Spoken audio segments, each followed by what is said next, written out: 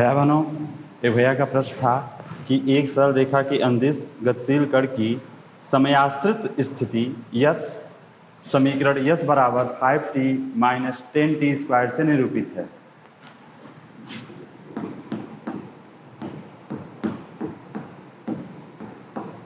ध्यान देंगे, प्रश्न में दिया है कि उस कण की समयाश्रित मतलब समय पे जो आश्रित है, टाइम डिपेंडेंट जो स्थिति है, वह समीकरण यस बराबर 5t माइनस 10t स्क्वायर से यह निरूपित है, जिसमें यस क्या है, मीटर में है और t समय में है। इस तरह से इसमें पूछा गया है कि कण का प्रारंभिक वेग ज्ञात करिए।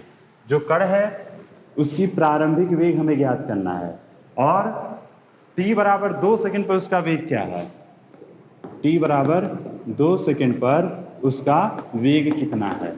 ठीक है, और यह भी बताना है कि कण नियत वेग से चल रहा है कि नियत त्वरण से, उसका वेग कांस्टेंट है कि उसका त्वरण कांस्टेंट है। ठीक है, तो ध्यान देंगे इसमें हमको तीसरा नंबर यह बताना है कि वेग की त्वरण इसमें से क्या नियत है। अब ध्यान देंगे, हम लोग चलते हैं पहले प्रश्न पर। यहाँ पर दिया है कि उसकी जो समय पर आश्रित जो स्थिति है वह यस बराबर 5t माइनस 10t स्क्वायर है। अब ध्यान देंगे, हमको प्रारंभिक वेग ज्ञात करना है। तो आप लोग जानते हैं कि जो वेग होता है वो क्या होता है, ds अपॉन dt। ठीक है, विस्थापन का समय के साथ अवकलन। तो यहाँ पर जो विस्थापन है उसको ले लें, वह कितना है, 5t माइनस 10t स्क्वायर। ठीक है, अब अवकलन हमें इसका भी करना और इसका। तो इसको देखिए, जो लोग पहली बार कर रहे हैं उनके लिए है कि देखिए हम लोग इसको अलग अलग कर लें। जैसे d अपॉन dt 5t और minus d upon dt 10t square. ठीक है, अब देखिए अवकलन में जो कांस्टेंट होता है वो बाहर आ जाता है। तो इसमें कांस्टेंट क्या है, 5 है, तो 5 बाहर आ जाएगा और हो जाएगा, बचेगा क्या, dt अपॉन dt माइनस यहाँ 10 कांस्टेंट है, 10 बाहर आ जाएगा, d अपॉन dt और ये क्या है आपका t स्क्वायर, तो dt स्क्वायर अपॉन dt हो गया। अब ध्यान देंगे, अब इसका अवकलन करना है। तो हम लोग जानते हैं कि अवकलन का जो सूत्र है, अगर d अपॉन dx यदि है और ये क्या है, x to the power n, x to the power n का यस के सापेक्ष अवकलन करना है, तो जो इसका सूत्र है वह होता है n x to the power n minus 1। ठीक है, जो घात है, देखिए जिसका हमको अवकलन करना है, x का करना है, x to the power n का करना है, तो ठीक है, तो x तो नीचे भी x ही होना चाहिए।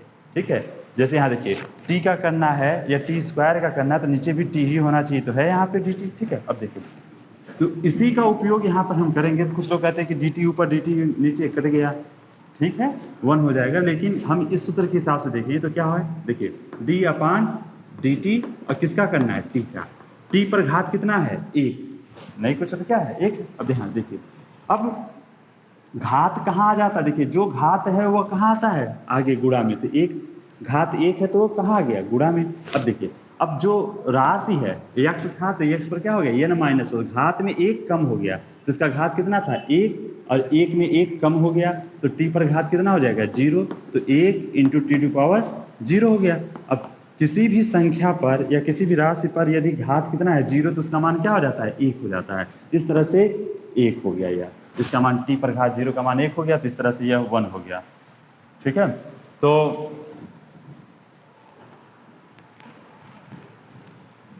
अब आप क्या करेंगे, इसी तरह से अब इसका मान क्या हो गया, अब इसका मान हो गया 5 into 1।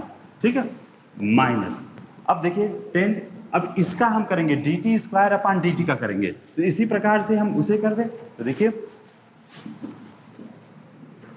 dt square upon dt है, सेम वही प्रोसेस। देखिए यस टू पावर n का जो सूत्र हम लगाए थे वो यहाँ लगाएंगे, तो देखिए घात कहाँ जाएगा, गुणा में। इसके आधार पे देखिए जो घात हो कहाँ जा रहा है, गुणा में, 2 इंटू, अब t पर घात कितना हो जाएगा, 1 कम हो जाना, जो घात था उसमें 1 कम, तो 2 में से 1 घटा देंगे, तो इस तरह से 2, अब ये क्या रहेगा t, तो इस तरह से इसका मान हो जाएगा 2t। अब आप लोग इसे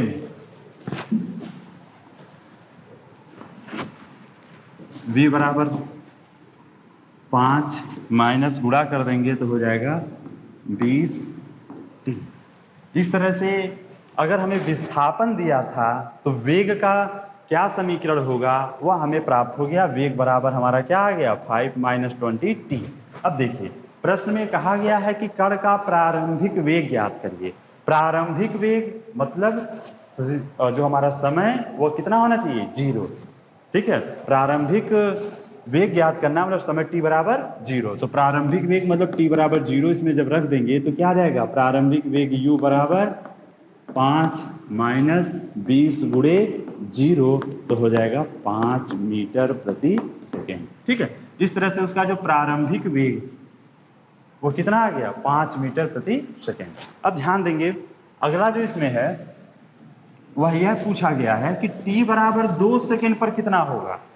कण का जो वेग है वह t बराबर 2 सेकेंड पे कितना होगा। तो t बराबर 2 सेकेंड अगर हम देते हैं तो जो उसका वेग होगा v बराबर वो क्या होगा तो 5 माइनस 20, t के जगह पर कितना रख देंगे 2 तो हो जाएगा ये 5 माइनस 20 दुना 40। अब एक हटाएंगे तो माइनस 35 मीटर प्रति सेकेंड हो गया। ठीक है, अब देखिए इस तरह से हमको उसका प्रारंभिक वेग पता चल गया और उसका t बराबर 2 सेकंड के बाद कितना वेग है यह मालूम चल गया। अब अगला इसमें पूछा गया है कि यह बताइएगा कि कण नियत वेग से चल रहा है कि नियत त्वरण से चल रहा है। तो इसका वेग नियत है कि त्वरण। तो आप देखेंगे कि इसका जो वेग का जो सूत्र आपने प्राप्त किया है समीकरण उसमें क्या मिला है कि v बराबर 5 माइनस 20t। यह t के ऊपर डिपेंड कर रहा है। वेग v का मान t के ऊपर डिपेंड कर रहा ना। अगर t का मान हम बढ़ाएंगे घटाएंगे तो वेग का भी मान क्या होगा परिवर्तित हो जाएगा। इस तरह से वेग समय के ऊपर डिपेंड कर रहा है मतलब वेग हमारा नियत नहीं है। ठीक है, तो पहला देखिए इसमें दो चीज पूछा था कि वेग नियत वेग से चल रहा है कि नियत त्वरण से। तो भाई नियत वेग से तो नहीं चल रहा है, त्वरण का हम लोग चेक कर लेते हैं कि इसका त्वरण नियत है कि नहीं। तो हम लोग जानते हैं कि जो त्वरण होता है वो क्या होता है dv/dt। वेग का समय के साथ हम अवकलन कर देंगे। तो चलिए कर दिया जाए इसका भी। तो d/dt और वेग का जो मान हो कितना है 5 माइनस 20t। ठीक है, अब इसको अलग अलग कर लें d/dt माइनस d/dt 20t। ठीक है, अब देखिए कांस्टेंट का जो अवकलन होता है वह 0 हो जाता है। कुछ लोगों को कन्फ्यूजन हो सकता है, जैसे हम लोग पहले किए थे वैसे अगर हम देखें तो 5t है तो इसको हम लोग ऐसे लिख सकते हैं 5 है सिर्फ तो इसको लिख सकते हैं 5t पर 0। ठीक है, d/dt इसमें कोई दिक्कत नहीं है। अगर हम d/dt ये जो 5 है इसको अगर हम ऐसे भी लिख सकते हैं d5t पर 0/dt। ठीक, अब कांस्टेंट आगे कर दिए तो क्या बचा d/dt और ये t पर घात कितना है 0। ठीक है, अब देखिए अब हम इसको क्या करेंगे जिस हिसाब से करेंगे तो क्या होगा घात आगे आ जाता है तो 0 गुणे अब हमारा जो मान है उस पर घात में 1 कम हो जाए तो 0 माइनस 1।